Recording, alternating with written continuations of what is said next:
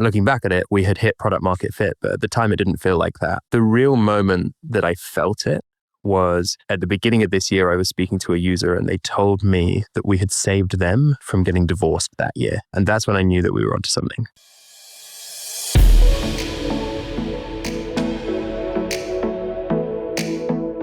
Welcome to Founded and Funded.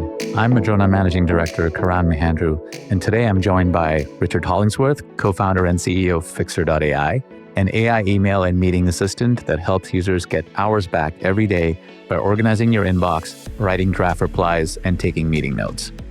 Rich and his co-founder Archie, who also happens to be his brother, didn't start with AI models, they started with people. For almost a decade, they ran what became UK's largest executive assistant agency, and in doing so, built rigorous training ground for the workflows, data sets, and quality standards that now power Fyxer.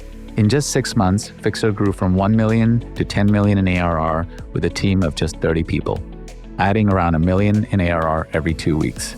And at Madrona, we're excited and proud to have led Fyxer's recent Series B.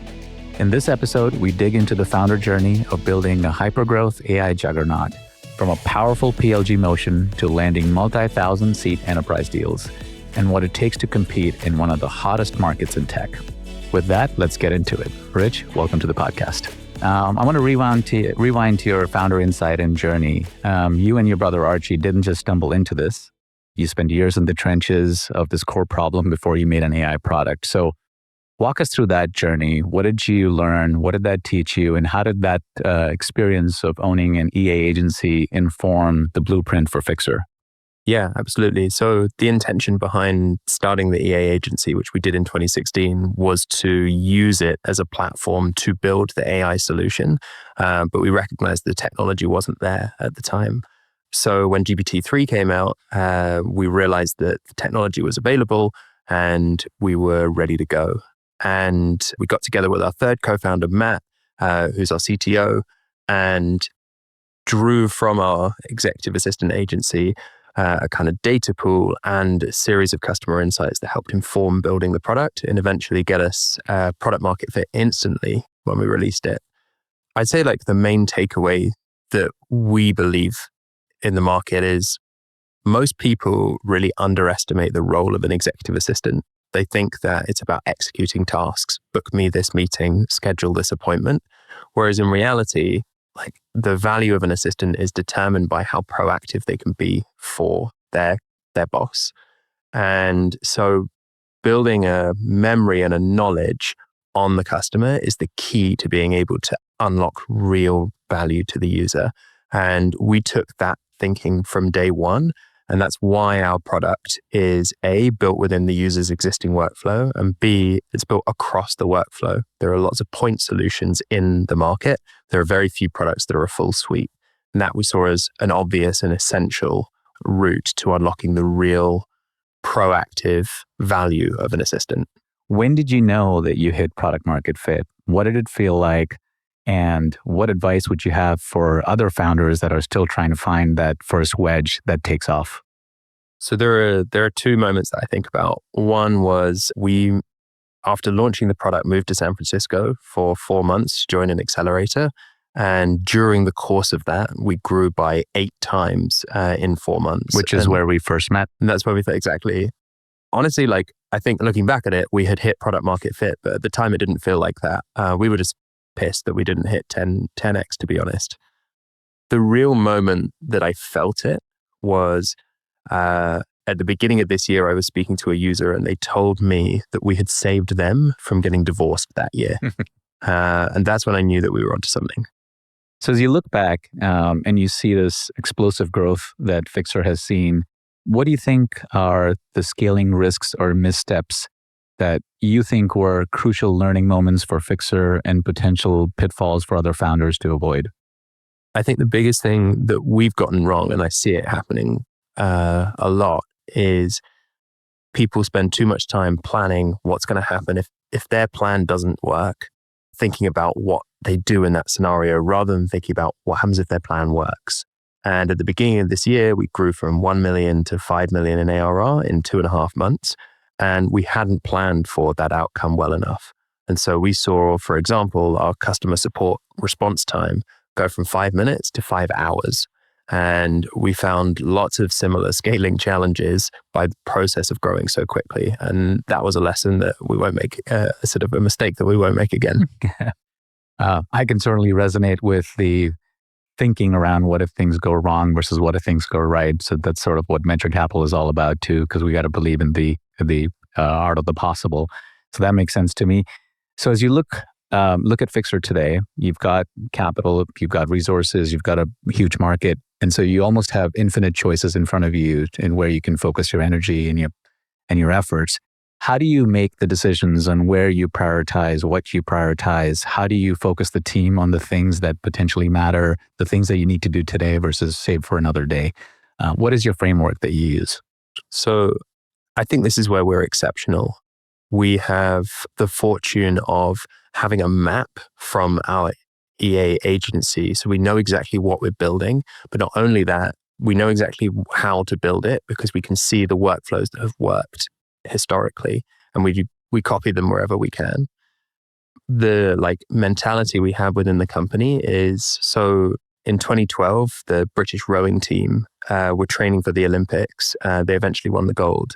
And the question that would always be a challenge to anyone who suggested doing something new was, does it make the boat go faster? And we obsess about our end user, who is a 55-year-old real estate broker in middle America. And our job is to make their email experience better. And if the new tech idea or the new direction people want to take the company in or the new user they want to serve doesn't do that, then we just don't do it. I love that. I love the analogy too of the rowing team.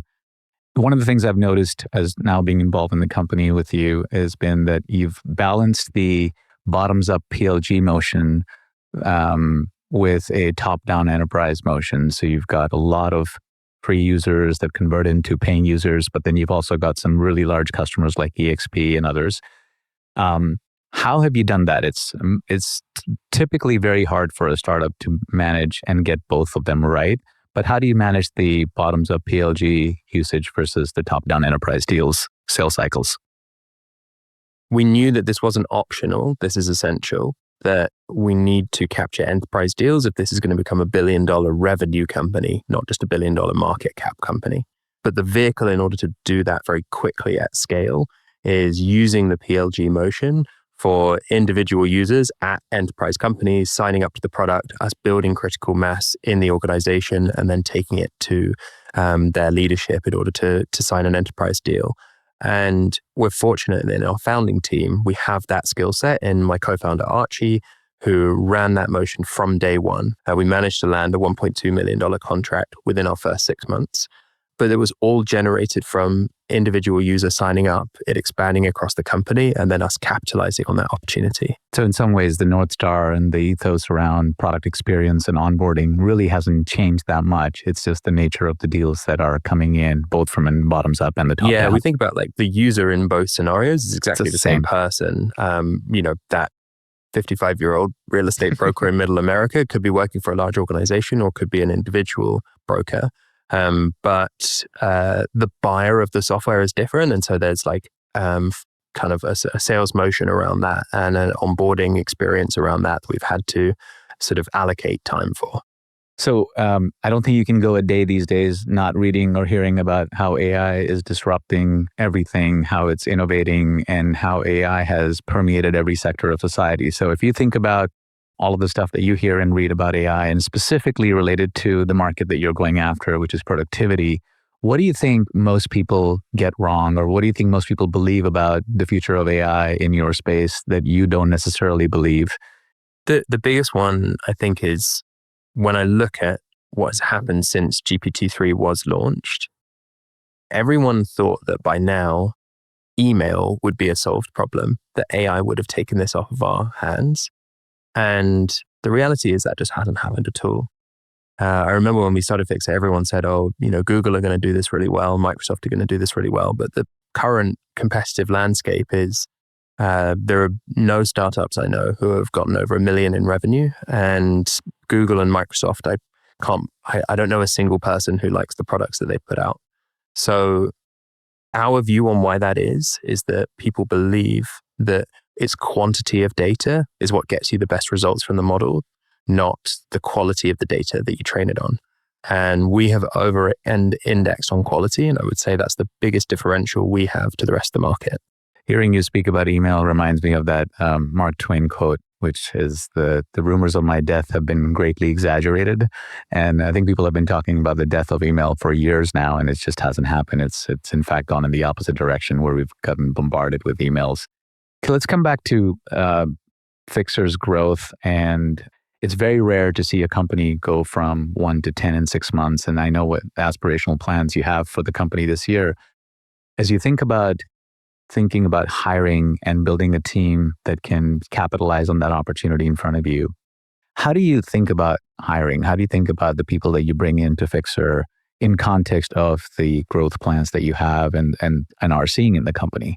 Are there frameworks that you use? Are there specific skill sets you look for? Are there specific types of people that you're bringing into Fyxer? Who are the folks that work well versus not? So talk a little bit about sort of your hiring strategy. Yeah, I think hiring is the one place that we really invest in looking in the long term as much as possible.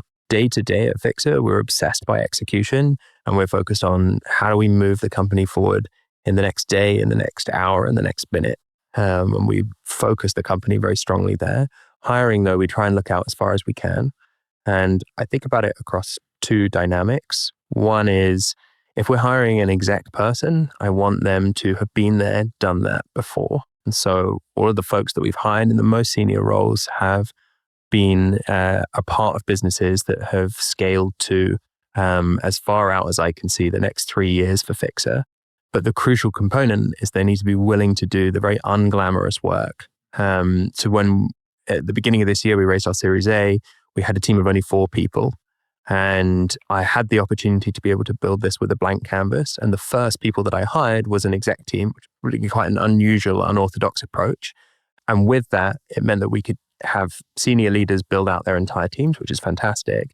But it required all of them doing the grunt work, if you like, in their first 3 to 6 months. And them wanting to do that is the biggest important component for them getting the role.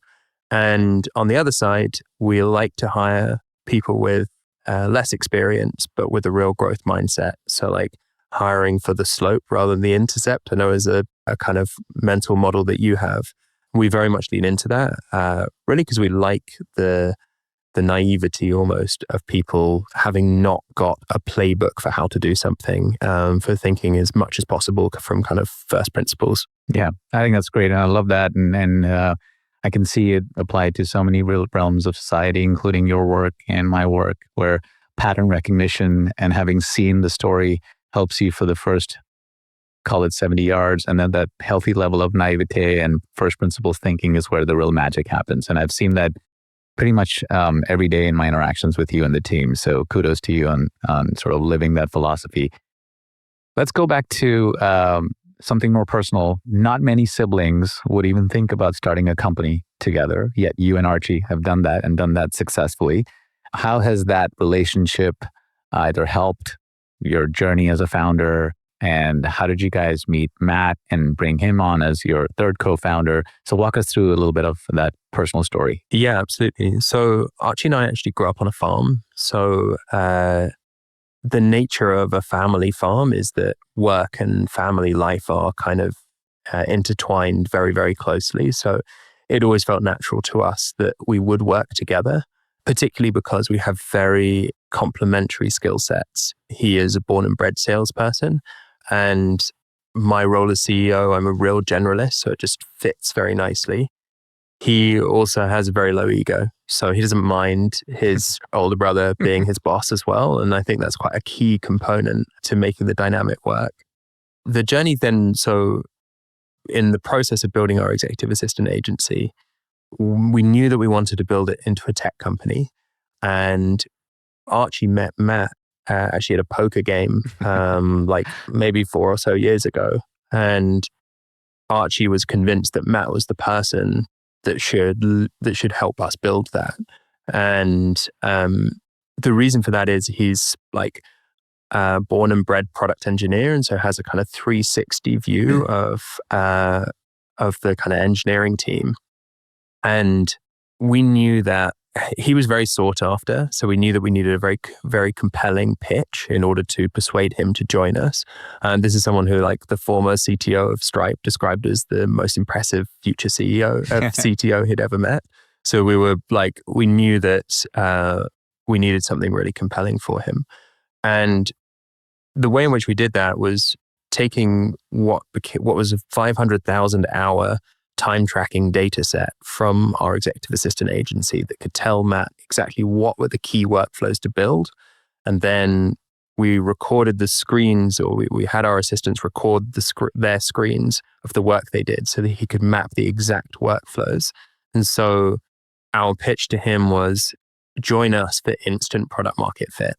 Join us because you have a CEO with experience in company building, and you have a head of sales who's experience in delivering multi-million-dollar enterprise sales contracts in this market, was what kind of convinced him that we were the right people.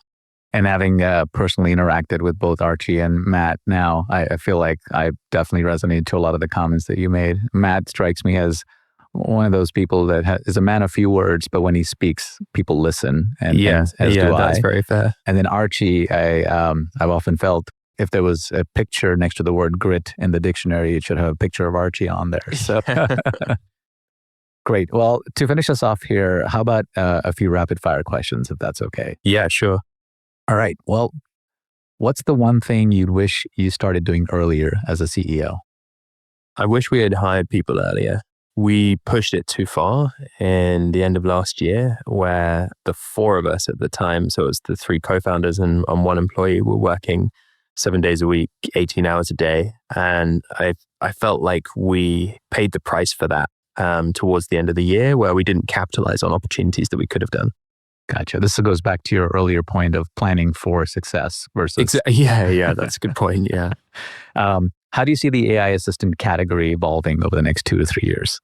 I see startups winning it and incumbents continuing to flounder. I think there's so much disruption being caused by AI that it is redrawing all of the existing product categories that we have, that the incumbents can't help but protect their core businesses.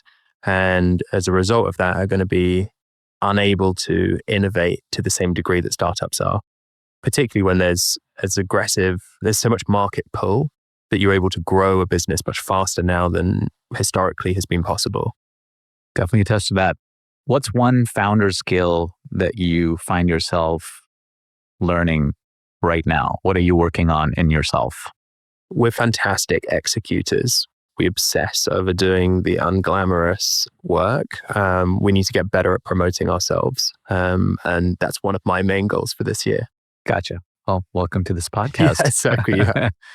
Other than Fyxer, what is the one other AI tool that you and the team can't live without? I think this is probably the answer for 95% of people, but honestly, ChatGPT. Our team rely heavily on tools like Cursor, but the one that they can't live without is ChatGPT. I think that has found its way into everybody's workflow and become more and more valuable over the last year in particular. I've tried every other version, Perplexity and Claude, etc., but just haven't found something that works quite as well as GPT. I'm a huge fan of this podcast, Invest Like the Best, and they always end the podcast with this question. So I'm going to ask you the same thing, which is, what is the kindest thing that somebody's ever done for you? I probably just think of my wife. She's done lots of nice things for me over the years. She last year moved our life, including our newborn son, to San Francisco at the drop of a hat, literally within 24 hours of me asking her to move for 4 months to San Francisco. She just did it without question because she knew that it was important to me. And that has paid dividends for my life and my career. So I'm incredibly grateful for that. Oh, that's great. I get asked a lot of times, what is the biggest decision I'll make as a founder and CEO? And I always tell people the biggest decision that you'll ever make as a human being is the spouse that you decide to spend the rest of your life with. And it sounds like you made a really great decision in that. So thank you for sharing that. Well, that's all we have time for, but I am so happy and excited that we got a chance to talk. Really proud of our partnership, really excited to see what the future of Fyxer has. And thank you for sharing some of your minutes in the day with us today. Thank you. Cool. Thanks, Karan.